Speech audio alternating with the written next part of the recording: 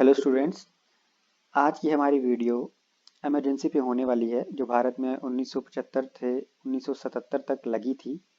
इस वीडियो में हम जानेंगे कि इमरजेंसी होती क्या है, ये किन किन वजहों से लगाई जाती है और 1975 में ये क्यों लगाई गई थी और मीडिया पर इसके क्या प्रभाव पड़े थे। तो चलिए शुरू करते हैं। First of all, emergency emergency कोई भी एक ऐसी सिचुएशन हो सकती है जब आप अपने आप को किसी अनवांटेड सर्कमस्टांसेस में पाएं, जहां पे आपकी लाइफ थ्रेट प्रॉपर्टी को कोई नुकसान हो रहा हो, इमीडिएटली नुकसान हो रहा हो, उससे प्रिवेंशन करने के लिए आप कोई एक्शन ले, उससे निकलने के लिए उसे हम इमरजेंसी बोल सकते हैं। लेकिन जो इमरजेंसीज कॉन्स्टिट्यूशनल होती हैं या नेशन वाइड लगाई जाती हैं, वो इमरजेंसी कौन सी होती हैं ये हम जानेंगे। तो बहुत सारे देश हैं जिन्होंने अपने अपने कॉन्स्टिट्यूशन में इमरजेंसी के लिए प्रावधान रखे हैं। इंडिया ने भी अपने कॉन्स्टिट्यूशन में इमरजेंसी के लिए प्रावधान रखे हैं। जब हमारा संविधान बना तो संविधान निर्माताओं को लगा कि इमरजेंसी के प्रोविजन होने चाहिए, जब कोई ऐसी सिचुएशन आए तो हम उसे टैकल करने के लिए तैयार हैं। तो इंडिया में जो बेसिक इमरजेंसी लगाई जाती है, कहीं भी लगेगी, वो इसलिए लगेगी ताकि आप जो अनवांटेड सर्कमस्टांसेस जो पैदा हो जाते हैं किसी वजह से, उनको आप टैकल कर सकें। इसमें तीन चीज़ें ज़रूरी हैं। ये इसलिए लगाई जाती है ताकि आप सिचुएशन को इमीडिएट टैकल करें, उस पर इमीडिएट एक्शन लें और देश की जो यूनिटी इंटीग्रिटी है उसको बनाए रखें। इमरजेंसी का बेसिक नेचर है यूनिटरी नेचर।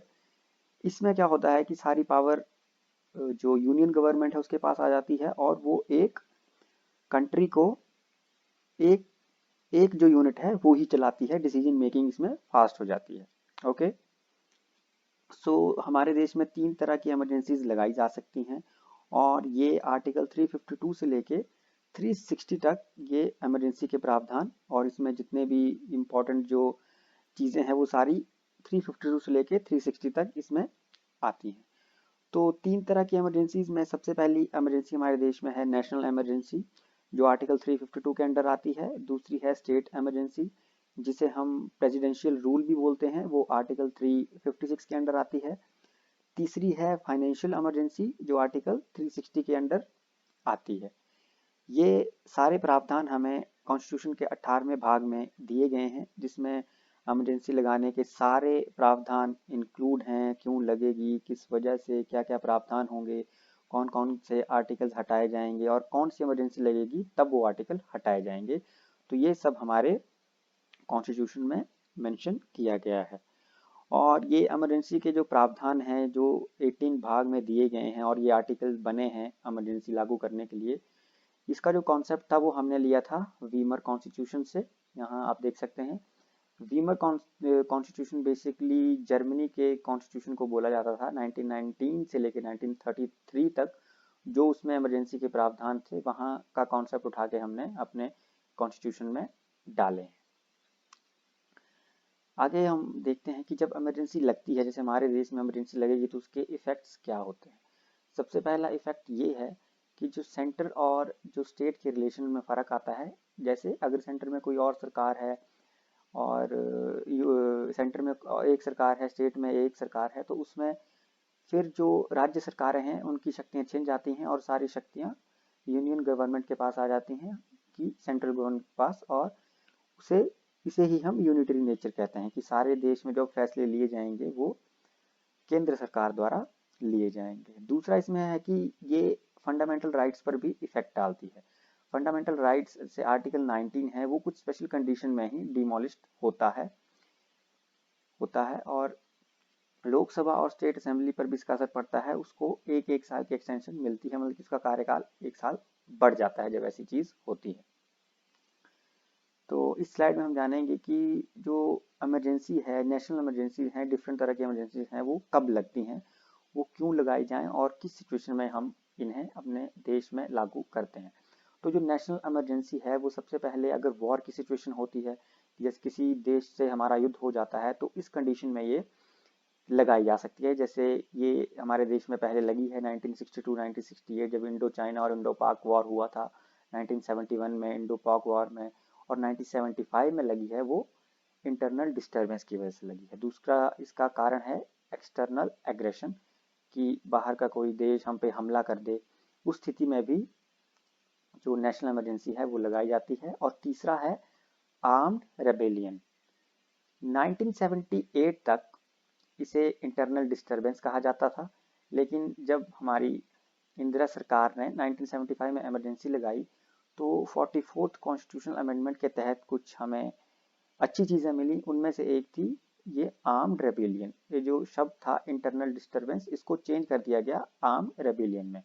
अब इंटरनल डिस्टरबेंस को इसलिए चेंज किया गया क्योंकि इसके मतलब बहुत सारे निकल जाते थे कि जैसे किसी अथॉरिटी को या प्राइम मिनिस्टर को लगे कि कोई धरना कर रहा है और उन्हें लगे कि इंटरनल डिस्टरबेंस है, तो वो वहाँ पे भी इमरजेंसी लगा सकते हैं। तो कुछ जो खामियां थी वो उस इमरजेंसी से निकल के आई और फिर उसे हमने दुरुस्त किया। तो उसकी जगह हमने फिर यूज़ किया आर्म्ड रेबेलियन, कि कोई सरकार के खिलाफ या देश में कोई हथियार लेके सरकार के खिलाफ बगावत कर दे या देश के खिलाफ, तो उस इस स्थिति में भी आर्म रेबेलियन उसे हम कहते हैं, उसमें भी नेशनल इमरजेंसी लगाई जा सकती है। दूसरी है state emergency. State emergency basically लगती है जब कोई स्टेट की कॉन्स्टिट्यूशनल मशीनरी है वो फेल हो जाए। अभी रिसेंटली आपने एग्जांपल देखे होंगे, महाराष्ट्र में भी ये लग रही थी, जम्मू कश्मीर में। तो वहाँ की जो स्टेट गवर्नमेंट है वो कॉन्स्टिट्यूशनल ना रहे और वो कॉन्स्टिट्यूशन मशीनरी है उसके अकॉर्डिंग सरकार ना चला पाए, तो आर्टिकल 356 वहाँ पे लग जाता है, जिसे हम प्रेसिडेंशियल रूल भी कहते हैं। दूसरा इंपॉर्टेंट इसमें पॉइंट है कि failure to the comply with the direction of central article. ये बहुत इंपॉर्टेंट पॉइंट है। स्टेट इमरजेंसी इस कारण भी लगाई जा सकती है कि अगर कोई स्टेट जो सेंट्रल की रूल एंड रेगुलेशन है उनको फॉलो नहीं कर रहा है, उनके कोई ऑर्डर्स हैं उनको फॉलो नहीं कर रहा है और उन्हें लगता है कि ये सेंट्रल गवर्नमेंट से बगावत कर रहे हैं, तो तब भी इस सिचुएशन में भी जो है स्टेट इमरजेंसी या प्रेसिडेंशियल रूल उस स्टेट में लगाया जा सकता है। ये आर्टिकल 365 के अंडर आता है। तीसरी है फाइनेंशियल इमरजेंसी, जो आर्टिकल 360 के अंडर आती है। ये जब भी फाइनेंशियल स्टेबिलिटी किसी देश की खत्म हो जाए या ऐसे लगे कि फाइनेंशियल स्टेबिलिटी नहीं रही है, तो उस दौरान ये फाइनेंशियल इमरजेंसी लगाई जाती है। इंडिया में अभी तक कभी फाइनेंशियल इमरजेंसी नहीं लगी है। और अब हम बात करेंगे इमरजेंसी 1975 टू 1977। इसमें हम बात करेंगे कि ये इमरजेंसी लगाई क्यों गई, इसने मीडिया पे क्या असर किया और उसके बाद जो हमारे कॉन्स्टिट्यूशन में क्या क्या चेंज आए वो हम सारे जानेंगे। तो सबसे पहले ये इमरजेंसी 1975 में लगी थी और 1977 तक ये रही। डेट्स इंपॉर्टेंट है याद करने, जैसे 26 जून 1975 से लेके 21 मार्च 1977 तक ये इमरजेंसी रही और इसे इंदिरा गांधी द्वारा लगाया गया था। ठीक, इसके भी बहुत सारे कारण हैं, वो हम आगे डिस्कस करेंगे। इसको इंटरनल डिस्टरबेंस बोल के, जो कि हमारे कॉन्स्टिट्यूशन में तब जो आर्म्ड रेबेलियन हमने पीछे देखा उसमें इंटरनल डिस्टरबेंस लिखा होता था, उसको मद्देनजर रखते हुए या उसको बेस बना के हुई ये इमरजेंसी लगाई गई थी। उस समय के प्रेसिडेंट थे जिन्होंने इसे प्रोक्लेम किया था, फखरुद्दीन अली अहमद। और इस इमरजेंसी को लगाने के बहुत सारे कारण थे। 1976 में इलेक्शन होने थे और 1971 में जो इलेक्शन हुए थे हमारे देश में, उन पे बहुत सारे सवाल उठे थे। जुडिशरी और जो इंदिरा गांधी थी उनमें बहुत कॉन्फ्लिक्ट चले थे, बहुत सारे डिसीजन ऐसे आए थे जो प्रेजेंट गवर्नमेंट थी इंदिरा गांधी के खिलाफ थे। तो इसमें सबसे मेन कारण बना था राज नारायण केस, जो कि उसका फैसला आया था 12 जून 1975 को। उसमें यह हुआ था कि जो राज नारायण थे, इन्होंने इलेक्शन लड़ा था 1971 में इंदिरा गांधी जी के खिलाफ और उसमें ये हार गए थे। लेकिन उसके बाद उन्होंने एक केस फाइल किया था कि जो इंदिरा गांधी हैं, इन्होंने बहुत सारे ऐसे हथकंडे अपनाए हैं इलेक्शन में जो कि कॉन्स्टिट्यूशनल नहीं है, जो कि कानूनन नहीं है। उन्होंने इस तरीके का इस्तेमाल किया है, उन्होंने इसमें सरकारी संपत्ति का इस्तेमाल किया है, इस तरह से प्रचार प्रसार किया है उन्होंने अपने इलेक्शन का, और वो ये केस जीत गए। और इसके बाद कोर्ट का फैसला जो आया उसमें ये बोला गया कि इनको दोषी पाया गया इंदिरा गांधी को, उन्होंने बोला गया कि अब ये इलेक्शन आगे 6 साल के लिए उन पर बैन लग गया और उससे अगले साल इलेक्शन थे, तो इससे उनका राजनीतिक करियर खत्म हो सकता था। तो इसके 10-12 दिन बाद ही, देखिए 12 जून को ये फैसला आया था और 26 जून को इन्होंने इमरजेंसी घोषित कर दी थी। तो ये इसका एक बहुत बड़ा कारण माना जाता है। अब इसके दौरान मीडिया पे क्या असर पड़े, तो जैसा हम सब जानते हैं कि आर्टिकल 19 जो था वो सस्पेंडेड कर दिया गया इमीडिएटली। उस समय हमारे कॉन्स्टिट्यूशन में ये प्रावधान था कि इमरजेंसी लगेगी तो आर्टिकल 1970 जो आर्टिकल 19 है वो सस्पेंड किया जा सकता है। उस समय सारे जो फंडामेंटल राइट्स थे वो भी सस्पेंड किए गए थे। और मीडिया पे क्या फ़र्क पड़ा था, जैसे आर्टिकल 19 में फ्रीडम ऑफ स्पीच है, फ्रीडम ऑफ एक्सप्रेशन है, बहुत सारी चीज़ें इसमें आती हैं, इसमें फ्रीडम्स दिए गए हैं आम आदमी को, तो वो सारे बर्खास्त कर दिए गए। तो जो मीडिया हाउसेस थे उनकी लाइट्स जब इमरजेंसी घोषित की गई शाम को, तो रातों रात जो मीडिया हाउसेस थे उनकी प्रिंटिंग प्रेसेस के लाइट ऑफ कर दी गई ताकि वो कोई खबर ना छाप पाएँ, और बड़े बड़े जो जर्नलिस्ट थे उनको अरेस्ट कर लिया गया। मीडिया पे बहुत सारी बाउंडेशन लगा दी गई, सेंसरशिप लगा दी गई। जो मीडिया सरकार के पक्ष में लिखता था केवल उन्हीं उन्हीं वही न्यूज़पेपर छपते थे उस समय। ये सारी कंडीशन मीडिया की हो गई थी और कोई खबर बाहर नहीं आती थी। बहुत सारे उस समय बहुत जैसे कि लोगों की नसबंदी कर दी जाती थी, तो उसकी कोई खबर नहीं आती थी क्योंकि मीडिया तब वहाँ एक्टिव था ही नहीं। और जो कुछ लोग ये करते थे तो उनको इमीडिएट अरेस्ट कर लिया जाता था। जो बड़े बड़े नेता थे उनको भी अरेस्ट कर लिया गया। बहुत सारे मूवमेंट्स चले स्टूडेंट्स के, उनमें भी बहुत सारे नेताओं को अरेस्ट किया गया और उन्हें टॉर्चर किया गया। तो इसकी खबरें इसलिए नहीं आ पाती थी क्योंकि ये सारी चीज़ें कर दी गई थी। लाइट नहीं होगी तो प्रिंट नहीं कर पाएंगे, और बड़ी सारी चीज़ें लिखता था कोई उन्हें अरेस्ट कर लिया जाता था।